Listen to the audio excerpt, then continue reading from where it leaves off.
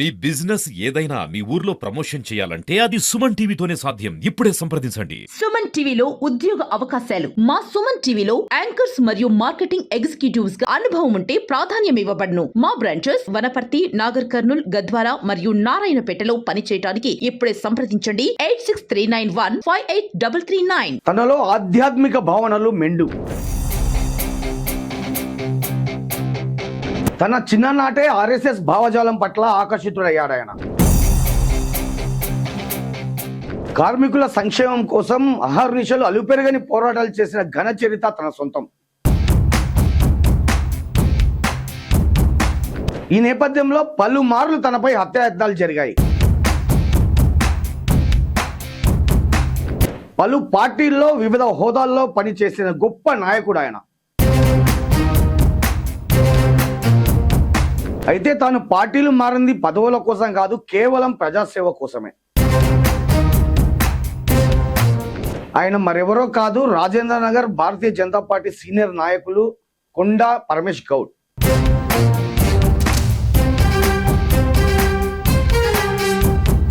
కార్మిక సంఘ నాయకుడుగా ఎదుగుతున్న క్రమంలో మీ మీద చాలా ఆరోపణలు వచ్చాయండి గతంలో. కార్మికుల నుంచి డబ్బులు డిమాండ్ చేశారు, మీరు కార్మికులు సపోర్ట్ చేస్తారని చెప్పి యాజమాన్యాన్ని వేధించారు, బెదిరించారని కొన్ని ఆరోపణలు, విమర్శలు వచ్చాయి. అయితే ఆరోపణలు ఎందుకు వచ్చినాయి అంటే దాని మీద రాజకీయ కుట్ర ఉన్నది. ఏం కుట్ర ఉందంటే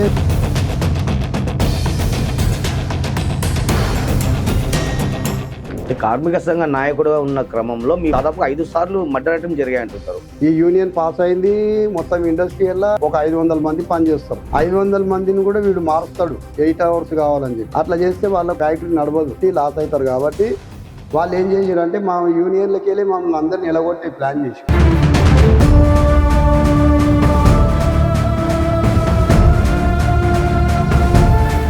వైసీపీ, ప్రజారాజ్యం, టిఆర్ఎస్, మళ్ళీ ఇప్పుడు తిరిగి భాజపా గుర్తుకొచ్చారు. అంటే పార్టీలు మారడం సమంజసం అంటారా? పార్టీలు మారడం సమంజసం కాదు. ఒక దిగువ మధ్యతరగతి కుటుంబానికి చెందిన కొండా పరమేష్ గౌడ్ అనే వ్యక్తి ఈ రోజు చూస్తే ఇంత గొప్ప ప్రజా నాయకుడు ఈ విధంగా కాగలిగాడంటారు. ప్రతి ఒక్కరికి డబ్బు ఉంటుందండి, డబ్బుతోటి అన్ని కొనలేం. పేద ప్రజల దగ్గర పోవాలి, సమస్యలు తీసుకుపోవాలి, వాళ్ళకి న్యాయం జరుగుతుంది, మనకు తృప్తి. తెలంగాణలో రేవంత్ రెడ్డి గారు సీఎంగా ఉన్నారండి. అవును. పాలన ఏ విధంగా ఉందనుకుంటారు? పాలన ఒక విధంగా చెప్పాలంటే కాంగ్రెస్ కాదు, స్కామ్ గ్రేస్. మొత్తం స్కామ్ల పార్టీ. డైరెక్ట్ సీఎం అయ్యిండు, ఫస్ట్ అయ్యిండు, లాస్ట్ కూడా ఇదే. భవిష్యత్తులో రానున్న స్థానిక సంస్థల ఎలక్షన్స్ లో రాజేంద్ర నగర్ నుంచి మీరు కార్పొరేటర్ గా ఎన్నికల బరిలో నిలిచే అవకాశం ఉంది. నమస్తే, వెల్కమ్ టు సుమన్ టీవీ. నేను మీ నందకిషోర్.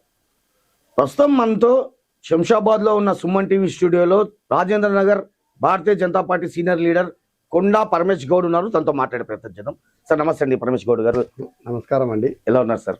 బాగున్నామండి. మీ సుమన్ టీవీ వాళ్ళకు ధన్యవాదాలు. సార్ ముందుగా వెల్కమ్ టు సుమన్ టీవీ అండి. సుమన్ టీవీ వాళ్ళకు ధన్యవాదాలు. అలాగే నా కాన్స్టిట్యున్సీ ప్రజలు రాజేంద్ర నగర్, శంషాబాద్ జిహెచ్ఎంసి, ఇక్కడ ఉన్న నా బంధుమిత్రులందరికీ కూడా అందరికీ నేను శుభాకాంక్షలు తెలియజేసుకుంటాను. పరమేష్ గౌడ్ గారు, ముందుగా మీ కుటుంబ నేపథ్యం ఏంటండి? అంటే మీ నాన్నగారు కావచ్చు, మీ తాతగారు కావచ్చు, ఆర్థికంగా స్థితిమంతుల లేకపోతే మధ్యతరగతి కుటుంబానికి చెందినవారు? మేము చాలా పేద కుటుంబం అండి మాది. మా తాతగారు రైతు, మా నాన్నగారు కూడా రైతే. చాలా కష్టాలకెళ్ళి బతికిన ఫ్యామిలీ మాది. మా నాన్న పుట్టగానే వాళ్ళ మమ్మీ చనిపోయింది, తల్లి కూడా లేకుండా పెరిగిండు మా నాన్న. కష్టాలు పడ్డాడు, చాలా కష్టాలు పడ్డాడు. మమ్మల్ని కూడా ఓ స్థాయికి తీసుకొచ్చిండు. మేము కూడా విద్య మీద చాలా ఆసక్తి ఉండే, మంచిగా చదువుకునే టైంలోనే మా నాన్న సిక్ అయ్యాడు. కాబట్టి ఆర్థిక ఇబ్బందులు మాకు చురువై ఫుడ్కి కూడా లేని టైంలో మేము, మా బ్రదర్ కానీ నేను కానీ కష్టపడ్డాం. లేబరు ఫీల్డ్లకు వెళ్ళిపోయినాం, పని చేసుకుంటా పార్ట్ టైంలో కూడా చదువుకుంటూ ఉండేవాళ్ళం మేము. అసలు మీకున్న విద్యార్హతలు ఏంటండి? అంటే మీరు ఎంత దాకా చదివారు, ఎక్కడెక్కడ చదివారు అసలు? నేను ఇక్కడే మన ఇక్కడ పక్కకు గవర్నమెంట్ స్కూల్ ఉందండి, తొండుపల్లి జెడ్పిహెచ్ఎస్. ఇక్కడే చదివిన 7th వరకు. అయితే ఆ 7th వరకు చదివిన తర్వాత మా నాన్నగారు 8th పోయిన శంషాబాద్. అప్పుడే మా నాన్న సిక్ అయ్యాడు. సిక్ అయిన తర్వాత మేము విద్యార్హతలు బంద్ చేసినాం, స్కూల్ బంద్ చేసి లేబర్ ఫీల్డ్లోకి వెళ్ళిపోయినాం. ఇండస్ట్రియల్ అంటే ఆర్థిక పరిస్థితులు సహకరించిన నేపథ్యంలో మీరు చదువుకు స్వస్తి పలకాల్సి వచ్చింది. వచ్చింది, పలకవలసి వచ్చింది. కార్మిక సంఘాల్లో ఇండస్ట్రియల్లో అక్కడ వర్క్ చేసుకుంటా కుటుంబాన్ని పోషించుకుంటూ ఉండేవాళ్ళం. అలాగే చదువు విద్య మీద చాలా ఇంట్రెస్ట్ మాకు. పార్ట్ టైం కూడా చదువుతుంటిమి. ఎస్ఎస్సి ఎగ్జామ్ కూడా రాసిన. ఎస్ఎస్సి ఎగ్జామ్ రాసి కూడా అందులో మాకు హిందీ లేకుండే 7th వరకు. కాబట్టి ఆ హిందీ సబ్జెక్టు, మ్యాథ్స్ సబ్జెక్టు రెండే ఫెయిల్ అయినా నేను. ఫెయిల్ అయినా కాబట్టి అంబేద్కర్ యూనివర్సిటీ ఎలిజిబుల్ టెస్ట్ రాసిన నేను. ఎలిజిబుల్ టెస్ట్ రాసి అందులో పాస్ అయినా. కొన్ని రోజులు డిగ్రీ కూడా చేసిన సండే క్లాస్. ఈ వర్క్ చేసుకుంటా విద్య మీద కూడా ఆసక్తి ఉండే. ఇలాగే జీవితాన్ని గడిపినాం మేము. కార్మిక సంఘ నాయకుడుగా ఎదుగుతున్న క్రమంలో మీ మీద చాలా ఆరోపణలు వచ్చాయండి గతంలో. ఉమ్, కార్మికుల నుంచి డబ్బులు డిమాండ్ చేశారు మీరు, ఉమ్.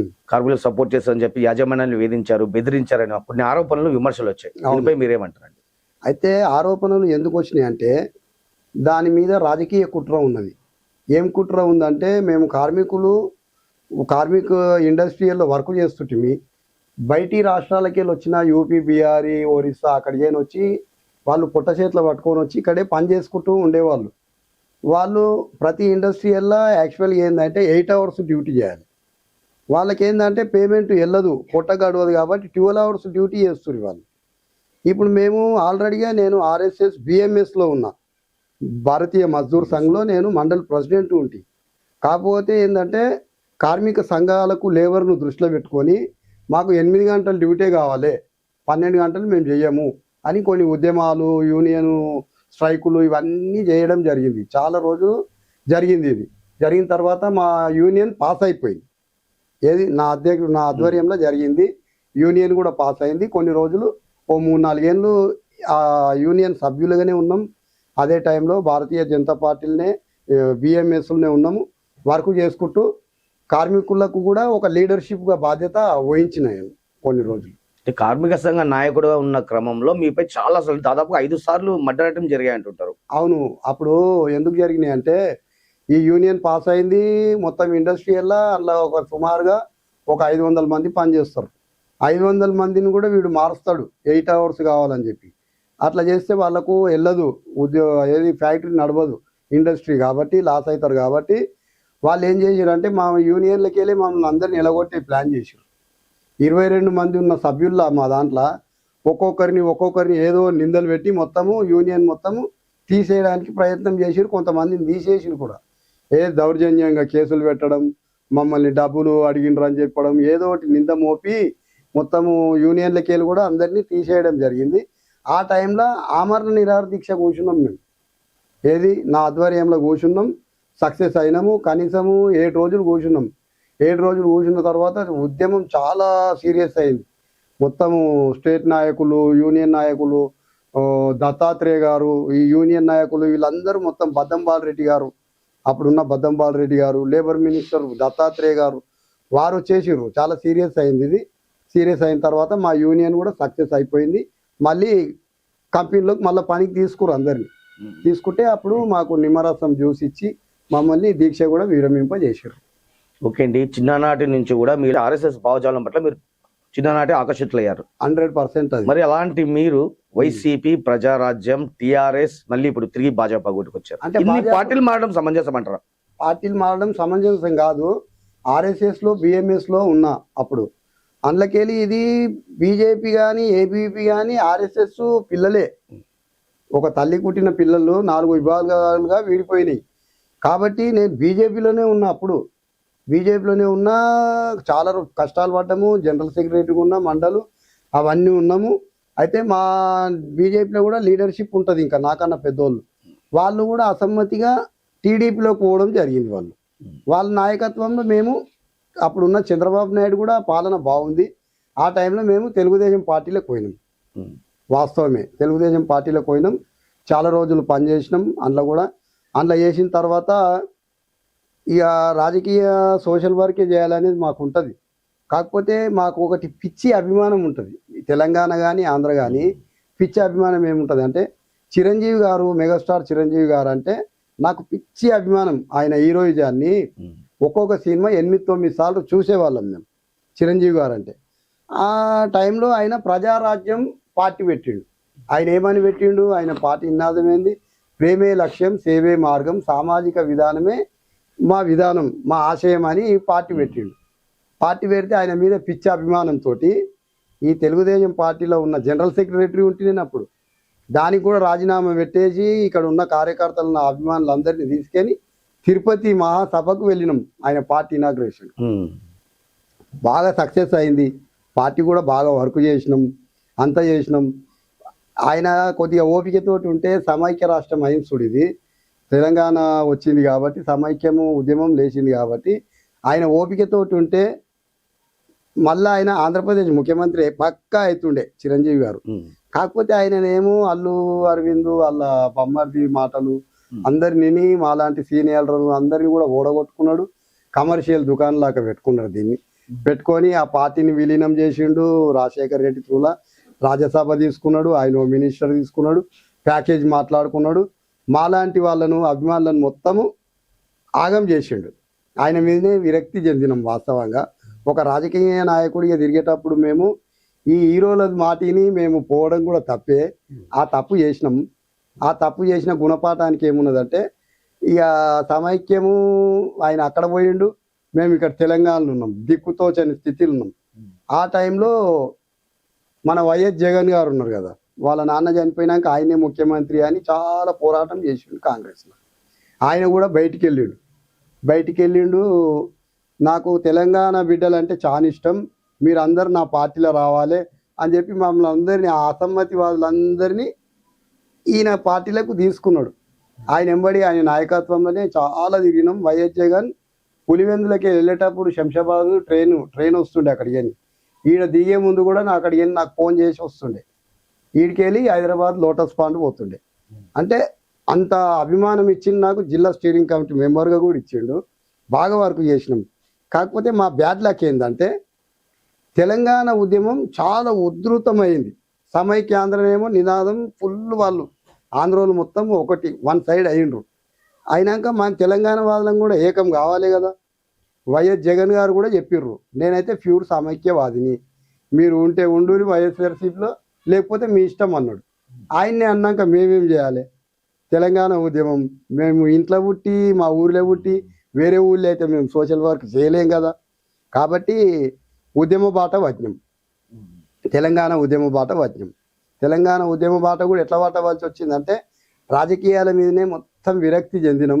సైలెంట్గా కూర్చున్నాను నేను. వాస్తవంగా వద్దు, ఈ రాజకీయాలు వద్దు, నాకు అచ్చి రావు, ఇక నేను తిరగని నేను చేయను అని సపోర్ట్ చేయకుండా కూర్చుంటే అప్పుడు ఉన్న కేంద్ర కమిటీ సభ్యుడు కేశవరావు టిఆర్ఎస్, స్వామిగౌడ్ మండలి chairman, district party president Nagender Goud, మళ్ళీ ఇప్పుడు బీజేపీలో ఉన్న ఎంపీ, అప్పుడు పార్టీ పరిస్థితి బాగలేదు, కొండా విశ్వేశ్వర రెడ్డి గారిని కేసీఆర్ బతిమిలాడి, నువ్వు కొండా రంగారెడ్డి మన్వన్వి మా పార్టీలకు రావాలి అని బతిమిలాడితే ఆయన అమెరికాకి వెళ్ళి ఇక్కడ వచ్చి పార్టీకి డొనేట్ చేసి పార్టీని ఫుల్ డెవలప్మెంట్ చేసిండు.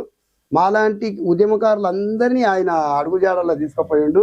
ఆయన దిక్కేలే మేము ఉద్యమం కూడా ఇంకా స్పీడ్ పెంచినాం. ఆయన నాయకత్వంలోనే మేము అప్పుడు ఎంపీ కాలేడు. ఆయన నాయకత్వంలో రాజేంద్రనగర్ నియోజకవర్గం, ఇది నియోజకవర్గం అంటే పాల్మాకుల్ టు ఒట్టినాగులపల్లి బార్డర్ రాజేంద్రనగర్ నియోజకవర్గం. పాల్మాకుల్ల మొదలుపెట్టి పార్టీ వీకుండే, టీఆర్ఎస్ చాలా వీకుండే. కేశవరావు విశ్వేశ్వర రెడ్డి గారు వీళ్ళందరూ బతిలాంచేందుకు పార్టీలో పోయినాం. పార్టీలో పోయి 500 మందిని తీసుకొని పోయినా నేను పార్టీలో. అప్పుడు పార్టీ వీకుండే.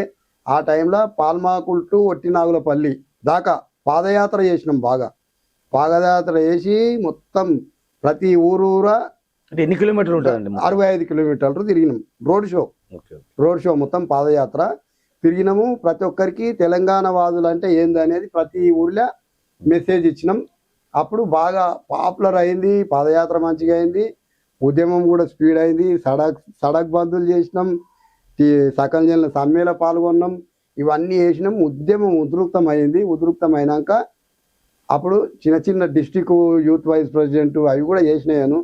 ఆ టైంలో ఇది తెలంగాణ కూడా వచ్చేసింది గవర్నమెంట్. వచ్చినాక మేము పదవులకు దూరం అయినాం. మాకు పదవులు ఎవరు ఇవ్వలే. కేసీఆర్ కూడా అప్పుడు ఉన్న కేసీఆర్ లాగా లేకుండే సార్. గవర్నమెంట్ వచ్చినాక చేంజ్ అయ్యిండు. అంటే రాజకీయ పరిణామాలు అట్నే ఉంటాయి. ఫస్ట్ వేరే లాకుండే, తర్వాత ఏంటంటే అప్పుడేమో ఉద్యమ పార్టీ అన్నాడు, ఇప్పుడు తెలంగాణ డెవలప్మెంట్ పార్టీ అన్నాడు. ఆయన తప్పు కూడా ఏం లేదు. కాబట్టి తెలుగుదేశం పార్టీలో గెలిచిన ఎమ్మెల్యేలను వాళ్ళందరినీ తీసుకుంటే కొత్త నీరు వచ్చేసింది పార్టీలకు. కొత్త నీరు వచ్చేసింది. మాలాంటి వాళ్ళని పాత వాళ్ళందరినీ పక్కకు పెట్టినాక దిక్కుతో చెల్లేని స్థితిలో మేము ఉన్నాము. ఇట్లనే ఉన్నాం. అప్పట్లో టీఆర్ఎస్లో గెలిచిన ఎంపీ విశ్వేశ్వర రెడ్డి గారు, మీకు నేనున్న రాజకీయాలు అవన్నీ మోసమే జరుగుతుంది, వద్దు, నేనైతే క్లియర్ క్యాండిడేట్ను. అప్పుడు టీఆర్ఎస్లో నా ఎన్నుకుంటారు, నన్ను గెలిపించిర్రు. ఇప్పుడు బీజేపీలో కన్నతల్లి లాంటి పార్టీ, మీరు అండ్ల తిరిగిన వాళ్ళే, నా వెనక రండి మీరు అని ఆయన రిక్వెస్ట్ ప్రకారంగా బతులాడితే మేము అప్పుడు మళ్ళీ మేము ఈ బీజేపీలకు పోయినాం. మేము పోయి మంచి బాగా కష్టపడ్డాం, తిరిగినాక చేసినాక అదృష్టం కొద్ది ఏంటంటే మా అదృష్టం కూడా బాగుంది అందరికీ. ఎందుకంటే మోడీ గారి పేరు మీద మేము బీజేపీలో తిరిగినాం, ఎలక్షన్ వరకు బాగా చేసినాం. ప్రతి ఒక్కరు కూడా మంచి క్రాస్ ఓటింగ్ చేసిర్రు. పార్టీలను కూడా చూడలేరు. మోడీని చూసిర్రు, విశ్వేశ్వర రెడ్డిని చూసిర్రు, మా వర్కుని చూసిర్రు. ఆయన చేవెళ్ళ గడ్డ మీద 1,75,000 ఓట్ల మెజార్టీ తోటి ఆయనని గెలిపించారు. ఇప్పుడు ఆయన నాయకత్వంలోనే మేము పనిచేస్తున్నాం. మోడీ గారు ప్రవేశపెట్టిన పథకాలు కూడా ఆయన పబ్లిక్లకు తీసుకుపోవాలని చెప్తున్నాడు. మొత్తం అదే ఆయన ప్రవేశపెట్టిన సంక్షేమ పథకాలన్నీ కూడా ప్రతి ప్రజలకు ప్రతి గడపకు తీసుకుపోతున్నాం. యాక్టివిటీస్లో మంచిగా పాల్గొంటున్నాం. ఓకే అండి, ఒక దిగువ మధ్యతరగతి కుటుంబానికి చెందిన కొండా పరమేష్ గౌడ్ అనే వ్యక్తి ఈ రోజు చూస్తే ఇంత గొప్ప ప్రజానాయకుడు ఏ విధంగా కాగలిగాడు అంటారు? ఏ విధంగా కాగలిగారంటే ప్రతి ఒక్కరికి డబ్బు ఉంటుందండి. డబ్బుతోటి అన్ని కొనలేం. మంచి మనసుతోటి కొంటాం, కష్టపడాలి, పేద ప్రజల దగ్గరికి పోవాలి. పేద ప్రజల దగ్గరికి ఇప్పుడు కష్టం ఉంది, ఆ డబ్బు ఇస్తేనే ప్రాబ్లం సాల్వ్ కాదు. ఆయన ప్రాబ్లం ఎట్లా సాల్వ్ అవుతుంది అనేది కూడా మనం కొద్దిగా ఆలోచన చేయాలి. ఇట్లాంటి పెద్ద మనుషులు విశ్వేశ్వర రెడ్డి గారు అట్లాంటి వాళ్ళు ఉన్నారు చూడు, అట్లాంటి వాళ్ళ దగ్గరికి సమస్యలు తీసుకుపోవాలి. వాళ్ళకి న్యాయం జరుగుతుంది, మనకు తృప్తి జరుగుతుంది. ఎందుకంటే మాకు బాగా అలవాటు అయింది. ఏం అలవాటు అంటే ఈ ఆర్ఎస్ఎస్లో ఉన్నప్పుడే, బిఎంఎస్లో ఉన్నప్పుడే జంతర్ మంతర్ ఢిల్లీలో మేము స్వదేశీ వస్తువులనే వాడాలి, విదేశీ వస్తువులను వాడొద్దని. అప్పట్లో మాది ఢిల్లీ పోయే కెపాసిటీ మాకు ఎవ్వరికి లేదు, కార్యకర్తలకు లేదు. కానీ జై శ్రీరామ్ అనే పేరు మీద దౌర్జన్యంగా ట్రైన్లో ఎక్కినాం, జెండాలు పట్టుకున్నాం, పోయినాం. చెలో జంతర్ మంతర్ 1,00,000 మంది ర్యాలీలో మేము పాల్గొన్నాం. 4 రోజులు అక్కడే ఉన్నాం, హ్యాపీగా ఉన్నాం. అక్కడ కూడా స్పీచ్లు ఇచ్చి వచ్చినాం. అటువంటి చరిత్ర మాది. ఇంకోటి ఏంటంటే పివి నరసింహారావు గారు కాంగ్రెస్లో పిఎం ఉన్నప్పుడు బాబ్రీ మసీదు కరసేవ ఉద్యమం చాలా జరిగింది, రథసారథి అద్వానీ గారి ఆధ్వర్యంలో. ఆ టైంలో కూడా మేము కరసేవ ఉద్యమంలో కూడా పోయినాం. బాబ్రీ మసీదు దగ్గర దాకా పోయినాక కూడా లాఠీ చార్జీలు, దెబ్బలు తిన్నాం, అన్ని తిన్నాం, మళ్ళీ మూవ్ బ్యాక్ అయినాం. కానీ సక్సెస్ అయింది. అప్పుడు కష్టపడ్డ దానికి మోడీ మన ఎవరు రథసారథి అద్వానీ గారు కష్టపడ్డారు. ఎంతోమంది భారతీయ జనతా పార్టీ కరసేవకులు ప్రాణాలు పోయినాయి, అన్ని పోయినాయి, మొత్తం అనగదొక్కిండ్రు. ఇప్పుడు అదృష్టం కొద్ది ఏంటంటే మన దేశం గర్వించదగ్గ బిడ్డ ఎవరు, విశ్వగురువు మన మోడీ గారే మన దేశ ప్రధాని అయ్యుడుస్తుడు. ప్రధాని అయినాక సంచలనమైన నిర్ణయాలు తీసుకుండా ఆయన త్రిపుల్ తలాక్ కానీ ఇవన్నీ ఎవ్వరు ముఖాలు చూడలేడు. ఆక్రమిత పాకు విషయంలో కానీ, అలాగే 500-600 ఏళ్ళ చరిత్ర గల అయోధ్య సమస్య కూడా అట్లనే ఉండే. ఆయన ఆధ్వర్యంలో అయోధ్య రామ మందిరం నిర్మాణం కూడా జరిగింది. హిందూ ధర్మం ఏందో మొత్తం ప్రతి ఒక్కరికి సాటి చెప్పిండు. ప్రధానమంత్రి అయ్యిండు, 2వ సారి అయ్యిండు, 3వసారి కూడా అవుతాడు. ఎందుకంటే ఆయన మన భారతదేశానికి ప్రధానమంత్రి కావడమే అందరి అదృష్టం. ప్రతి ఒక్క సామాన్యుని గురించి ఆలోచించే వ్యక్తి. మొన్న ఈ మధ్యలో కూడా చూసారు మీరు, హైదరాబాద్లో మీటింగ్ జరిగింది. యుద్ధం ప్రభావం వల్ల అక్కడ మొత్తం మనకు పెట్రోల్ కానీ అన్నీ కానీ ఆర్థిక ఇబ్బందులు బాగా అవుతుంటాయి. ఉన్నోళ్ళకి ఏం కాదు, సామాన్యులకు కష్టాలు అవుతాయి. కాబట్టి పెట్రోలు తగ్గించుకోర్రి, వేస్ట్ ఖర్చులు చేయకూర్రి, పొదుపు చేయమన్నా, బంగారాలు అవి ఆడంబరాలకు పోకూర్రి, ఉన్నంతనే ఉండుర్రి, గరీబోళ్ళు సామాన్యులు ఉన్నతమైన చదువు గురించి విదేశాలకు పంపకండి అని ప్రతి ఒక్కరికి సామాన్యులను దృష్టిలో పెట్టుకొని ఆయన ఒక మంచి మెసేజ్ ఇచ్చిండు. ఇస్తే ఈ కాంగ్రెస్ వాళ్ళు ఉన్నారు చూడు, అది కాంగ్రెస్ అంటే ఆ పేర్లోనే ఉంది, కాంగ్రెస్. అది ఓన్లీ ఒక మతపరమైన పార్టీ. కానీ మోడీ అట్లా కాదు, ముస్లింలను కానీ, క్రిస్టియన్స్ని కానీ, హిందువులను కానీ అందరినీ సమానంగా చూసి దేశాన్నే ముందుకు తీసుకుపోతున్నాడు. ఎందుకంటే ఎగ్జాంపుల్ ఏంటంటే 21 రాష్ట్రాల్లో మన బీజేపీ ఉన్నది, 4 కేంద్రపాలిత ప్రాంతాలు కూడా ఉన్నాయి. ఇంకా ఉన్నది ఏంది, కేరళ, తమిళనాడు, కర్ణాటక ఉంది. కర్ణాటక కూడా 100% భాజపా బీజేపీ వస్తుంది మోడీ నాయకత్వంలో. మన తెలంగాణ కూడా వస్తుంది. మొన్ననే చూసిర్రు తమిళనాడులో అంత విక్టరీ మెజార్టీ తోటి టీవీకే గెలిచిండు. అయినా ఇప్పుడు డిఎంకే, స్టాలిన్ వీళ్ళందరూ కూడా ఎంపీల మద్దతు కూడా మోడీకే చెప్తామంటారు. కేరళ వస్తుంది, అన్నీ వస్తాయి. ఆయన విశ్వగురువుగా పేరు 100% సంపాదిస్తాడు. ప్రతి ఒక్క సామాన్యుడిని అందరికీ న్యాయం చేస్తాడు. ఆయన స్పీచ్లు కూడా చాలా చెప్తాడు. मैं आने टाइम में कुछ भी नहीं लेके आया, जाए सो टाइम पे भी कुछ भी नहीं लेके जाते, मैं एक ఫకీర్ అంటారు చూడు. అదే కాషాయం బట్టలేస్తాడు, సింపుల్గా ఉంటాడు. ఆయన తినే తిండి తింటాడు. ఎగ్జాంపుల్ మనము రామ మందిరం నిర్మాణం జరిగింది చూడు, మొత్తము రామేశ్వరంకి వెళ్ళి పట్టుకొని అన్ని దేవాలయాలు తిరిగి మట్టి నీళ్లు అన్ని తెచ్చి ఓన్లీ కొబ్బరి నీళ్ళు తాగుకుంటూ నేల మీద వండి ఆడ పూజ స్టార్ట్ చేసి ఇనాగ్రేషన్ చేసిండు. ఎవరుంటారు ఈ కాలంలో? నా సుఖం ఉంటే చాలు, నా సీట్ ఉంటే చాలు, నేను హ్యాపీగా ఉంటే చాలు అనే మనుషులు ఉంటారు, లీడర్లు. కానీ మోడీ గారు అట్లా గారు. మన భారతీయులది అందరి అదృష్టం. ఎందుకంటే గతంలో పూర్వకాలంలో భగవద్గీతలో కూడా శ్రీకృష్ణ పరమాత్ముడు చెప్పిండు. ఏం చెప్పిండంటే, అధర్మం నిలువెత్తు పొంగి పొలిరినప్పుడు ధర్మాన్ని కాపాడనికే మళ్ళీ నేను ఉద్భవిస్తా అన్నాడు. యదా యదా హి ధర్మస్య గ్లానిర్భవతి భారతః అభ్యుత్తన్నామ ధర్మస్య తదాత్మనం సృజామ్యహం పరిత్రాణాయ సాధూనాం వినాశాయ చ దుష్కృతం ధర్మ సంస్థాపనార్థాయ సంభవామి యుగే యుగే. అంటే ఏనాడైతే అధర్మం నిలువెత్తి ధర్మాన్ని నశింపనీకే చేస్తారు చూడు, ఈ అధర్మం సత్యాన్ని, న్యాయాన్ని, ధర్మాన్ని, సాధు సంరక్షకులను, మంచి వాళ్ళని కాపాడనికే మళ్ళీ ఉద్భవిస్తా అన్నాడు చూడు శ్రీకృష్ణ పరమాత్ముడు. అదే విశ్వగురువుగా ఇప్పుడు దేవుని రూపంగా వచ్చిన రాముడిగా ఈయననే మోడే మన దగ్గరికి వచ్చిండు. ఎందుకంటే ధర్మాన్ని నిలబెట్టనీకే, కాపాడనీకే. ఇప్పుడు 3వ సార్లు దిగ్విజయంగా ప్రధానమంత్రి అయ్యిండు. ఇంకొకసారి అవుతాడు. మళ్ళా అయినాక మొత్తం ఊడ్చి పాడేస్తాడు. అధర్మం లేకుండానే అయిపోతుంది. ప్రపంచంలోనే మన ఇండియా జయిస్తుంది. ఆయన తీసుకుపోతాడు. ఎందుకంటే ఇప్పుడు ధర్మం 4 విధాలు కాదు, 3 విధాలుగా నడుస్తుంది. ఏ విధంగా నడుస్తుంది అంటే, ఆదిత్యనాథ్ యోగి, అమిత్ షా, ఇక్కడ మోడీ, వీళ్ళు 3 ఏది విష్ణు, ఈశ్వర, బ్రహ్మ అంటారు చూడు, వీళ్ళు ముగ్గురై మన దేశాన్ని నడిపిస్తుర్రు 100%. ఈరోజు చూస్తున్నాం మనం యూపీ పాలన ఎట్లుంది. ఏది రోడ్ల మీద మసీదులు నమాజులు చేస్తారు, డిస్టర్బెన్స్, వాహనాలకు ఇబ్బంది, ఇవన్నీ న్యూసెన్సులు ఇవన్నీ జరుగుతాయి. వాళ్ళు ఏం నిర్ణయం తీసుకుర్రు? ఆదిత్యనాథ్ యోగి రోడ్ల మీద ప్రార్థనలు చేయొద్దు, ఎవరికి డిస్టర్బ్ కలగనియొద్దు, ప్రార్థనలు చేసుకోరు, మీ ప్రార్థనా మందిరాల్లో చేసుకోరు, ఇల్లులో చేసుకోరి అని అంటారు. అంటే ధర్మం ఎవరి ముఖం చూడడు ఆయన. ఏది ఆయనకు నచ్చింది ధర్మం వైపే నడిపిస్తాడు. యూపీ పాలన మన దేశానికి కూడా మొత్తం నిదర్శనం అవుతుంది. 100% అన్ని రాష్ట్రాల్లో కూడా భాజపా మోడీ నాయకత్వంలో ధర్మం గురించి ఈ పార్టీని కూడా తీసుకొస్తారు. మన తెలంగాణలో కూడా రానున్న రోజుల్లో 100% బీజేపీ గెలుస్తుంది. ఇక్కడ తెలంగాణలో రేవంత్ రెడ్డి గారు సీఎం గా ఉన్నారండి. అవును. పాలన ఏ విధంగా ఉందనుకుంటారు? పాలన ఒక విధంగా చెప్పాలంటే, మాలాంటి సామాన్యులు ఉన్నారు చూడు, చిన్న చిన్న ప్లాట్లు అవి ఇవి రియల్ ఎస్టేట్ చేసుకొని బతికేటోళ్ళం మేము. ప్లాట్లు కొంటాం, ఎందుకంటే పిల్లల పెళ్లిలకో ఏదో పని ఇస్తుంది, 4 రూపాయలు ఎక్కువ వస్తాయి, అప్పటికి అమ్ముకుందాం, అది అని ఇట్లా చేస్తాం. అయితే కేసీఆర్ ఉన్నప్పుడు అప్పులు చేసిండో ఏం చేసిండో ఇవన్నీ జరిగినాయి. కానీ లాస్ట్ మూమెంట్లో ఒక కేసీఆర్ దిగిపోతాడు అన్నగా 1 ఇయర్ బ్రేక్ నుంచి కొద్దిగా రియల్ ఎస్టేట్ డౌన్ అయింది. ఆయన అహంకారానికి ఆయన పోయిండు, ఏమన్నా అనుకుందాం. ఇక ఆయన ఉన్న రోజులు అయితే చేసిండు పాలన, ఆయనకు నచ్చినట్టుగా నడిపించిండు. కాకపోతే ఈయన వచ్చిండు చూడు, ప్రజలు ఆయన మీద కోపంతో ఈయనకు ఓట్లు వేసారు. ఎవరికి? రేవంత్ రెడ్డి గారికి.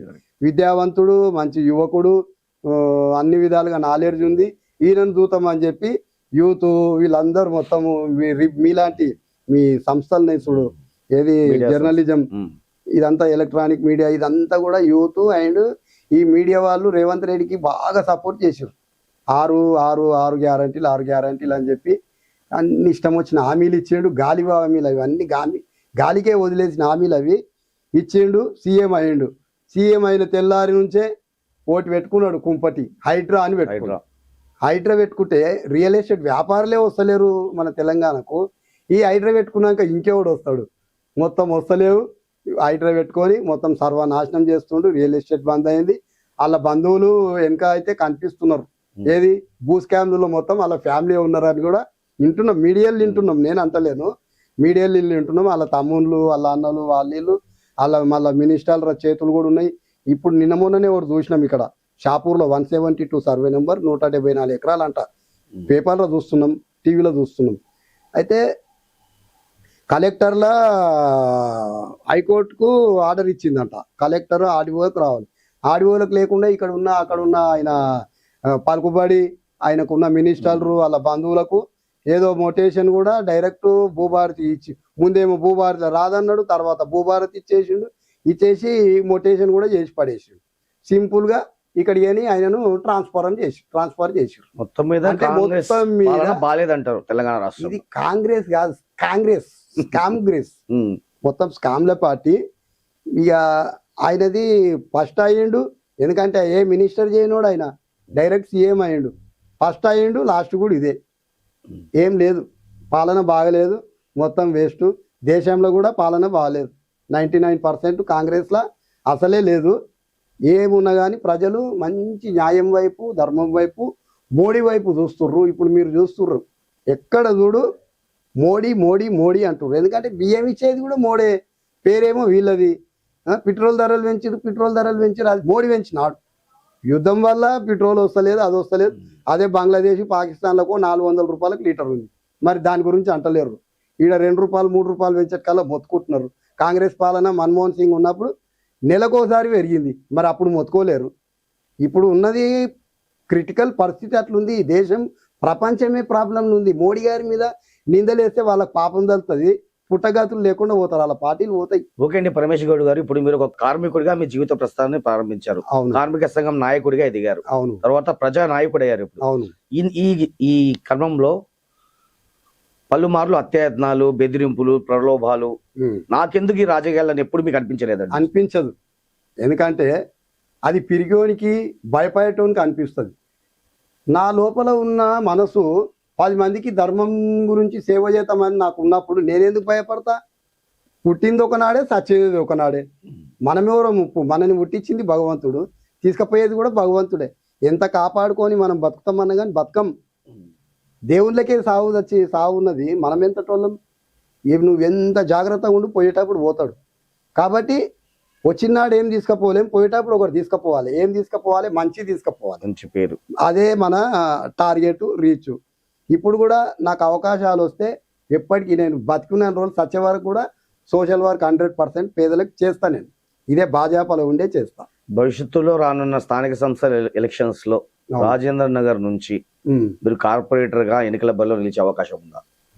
100%. ఎందుకంటే నా గురించి కూడా మా పార్టీలో తెలుసు. ఎందుకంటే నేను ఒక పేదవాడిగానే ఉన్నా. ఇప్పుడు కూడా నాకు డబ్బులు ఏం లేవు, మంచితనం ఉంది, మంచి పేరున్నది. సోషల్ వర్క్ చేస్తాడని కూడా నాడు. ఇప్పుడు మీరు వచ్చిన చూడు, నన్ను మీడియా అంటే చాలా ఇష్టపడతారు. ఎందుకంటే విశ్వేశ్వర రెడ్డి గారు వైట్ పేపర్ లాంటి క్యాండిడేట్. ఆయన ఏ పదవులు అది ఇది ఈ కారవైలు అవి ఏది ఏం చేసినా ఆయన సోషల్ వర్కే చేయాలంటాడు, పార్టీ విధానాలే చేయాలంటాడు, గవర్నమెంట్ స్కీమ్లు ఏమున్నాయి అవే మీకు జంతాయి అంటారు. 5 రైలు గీరైలు ఏం చేయడు. మేము కూడా అట్లనే ఉన్నాం, క్లియర్గా ఉన్నాం. కాబట్టి పబ్లిక్ మమ్మల్ని నమ్ముతారు. 100% నేను సక్సెస్ అవుతా. మా బీజేపీకి వెళ్ళి కూడా నాకు బీఫామ్ ఇస్తారని నేను అనుకుంటున్నా. ఎందుకంటే మంచి మనం న్యాయం ధర్మంగా ఉండే పార్టీది బీజేపీ పార్టీ. ఎవరికి భయపడరు, డబ్బున్నోనికి భయపడరు, ఎవరికి భయపడరు, అన్యాయానికి అసలే భయపడరు. న్యాయం ధర్మం గురించే కొట్లాడతాం. కాబట్టి ప్రజల్లో మేము సక్సెస్ అవుతాం. బీజేపీ పార్టీ కూడా నాకు బీఫామ్ ఇస్తుంది. బీఫామ్ ఇచ్చినాక ఇప్పుడు శంషాబాదు 118 119 2 జోన్లు అయినాయి. శంషాబాద్ అయిండు, కొత్తవాళ్ళు కూడా అని. ఈ కొత్తవాళ్ళు కూడా మా కార్పొరేటర్గా నేను నాకు బీఫామ్ తీసుకొని భాజపాకి వెళ్ళి 100% నిలబడతా, గెలిపించి చూపెడతా, ప్రజలకు సేవ చేస్తాను కూడా మేము తెలియజేసుకుంటాం. ఓకే అండి, ఇప్పుడు పరమేష్ గౌడ్ అనే నాయకుడికి ఉన్న బలం ఏంటి, బలహీనతలు ఏంటి? అసలు బలహీనతలు అయితే నాకేం లేవు. భయపడితే బలహీనతలు ఉంటాయి. నాకు ధైర్యం ఉంది, నాకు బలహీనత ఏం లేదు. నా జేబులో రూపాయి లేకున్నా కానీ నేను ఇట్లనే ఉంటా. నా దగ్గర 1 కోటి రూపాయలు కానీ ఇట్లనే ఉంటా. భయం ఎందుకు? తినేది బుక్కెడు అన్నం అండి. ఆ బుక్కెడు అన్నము మనకు భగవంతుడు ఇస్తాడు. భయం ఏమిటికి భయపడాలి? నీ లోపల తప్పు చేస్తే అన్యాయం చేస్తే అప్పుడు 100% భయపడవలసిందే. తప్పు చేయనప్పుడు భయం ఉండదు మనిషికి. కాబట్టి మనం బతుకున్నన్ని రోజులు సోషల్ వర్కే చేస్తాం. అంటే నేనే కాదు, మా ఆర్ఎస్ఎస్, బిఎంఎస్, బీజేపీ, ఏబీవీపీల ఉన్న ప్రతి ఒక్కరు కూడా ఇదే మాట్లాడతారు. నిన్న చూసిర్రు బండి సంజయ్ గారి కొడుకు మీద ఎన్నో జరుగుతున్నాయి నిందలు. ఎందుకంటే ఆయన చాలా ఎదిగిన లీడర్, స్టేట్ మొత్తం గవర్నమెంట్ని తీసుకొచ్చే టైప్ అయ్యిండు. ఇప్పుడు కరీంనగర్లో కూడా మేయర్ కొట్టిండు. ఇంతకుముందు హైదరాబాద్ 43 స్థానాలు తెచ్చిండు. ఒక్క స్థానం ఉన్న హైదరాబాద్ను 43 తెచ్చిండు. చాలా హార్డ్ వర్కర్, చాలా కష్టపడు. రాజకీయాలు ఏవో జరుగుతున్నాయి, ప్రతి ఒక్కరికి తప్పదు అది. ఆయన కొడుకు చేసిన తప్ప ఒప్ప మాకు తెలియదు. ఇప్పుడు బండి సంజయ్ గారిని కూడా ఇట్నే అంటే ఆయన ఏమన్నాడు, నేను ఆర్ఎస్ఎస్లకి వెళ్ళి వచ్చినోడిని, బీజేపీలకి వెళ్ళి వచ్చినోడిని, నా కొడుకుని నేనే అప్పగించిన, నేనేం భయపడను, నేను చచ్చిన కానీ నా మీద జెండనే కప్పుర్రి, బీజేపీ కనువనే అన్నారు. చూడు, బీజేపీ కార్యకర్త మాట్లాడే ప్రతి ఒక్కరు ఇదే మాట, భయపడరు. ఓకే అండి, చిట్ట చివరిగా ఒక ప్రశ్న పరమేష్ గౌడ్ గారు, అసలు మీ జీవితాశయం ఏంటండి? అసలు నా జీవిత ఆశయం అంటూ నాకంటే ఏం లేదు, 10 మందికి మంచి చేయడమే. నాకు ఒక కొడుకో బిడ్డే ఉన్నారు, మా భార్య, నాకు నేను మంచిగానే, నా ఇల్లు మంచిగానే ఉంది, మా ఫ్యామిలీ మంచిగానే ఉన్నది, కిరాయిలు వస్తున్నాయి. నేను కూడా చిన్న చిన్నగా కాంట్రాక్ట్ బిజినెస్లు చేసుకుంటా. నా వరకు నేను మంచిగా ఉన్నా. నా థాట్ ఒకటే, ఏది సోషల్ వర్క్ చేయాలి. ఇక ప్రజలు నాకు స్థానం ఇస్తే మాత్రం ప్రతినిధిగా ఉంటా, ప్రతినిధిగా లేకుండా సేవ చేస్తా, ప్రతినిధి ఉంటే ఇంకెక్కువ చేస్తా. ప్రజాసేవ కోసం పదవి కావాలనుకుంటున్నారు?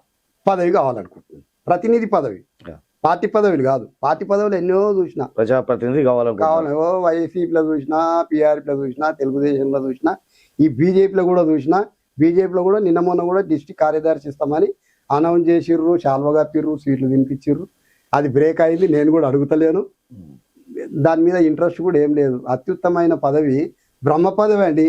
బ్రహ్మ అంటే ఆత్మ, దాన్ని జయించాలి మనం. దాన్ని జయిస్తే సాక్షాత్ భగవంతులమే మనం. ఇంకా ఏం పదవులు ఇవన్నీ.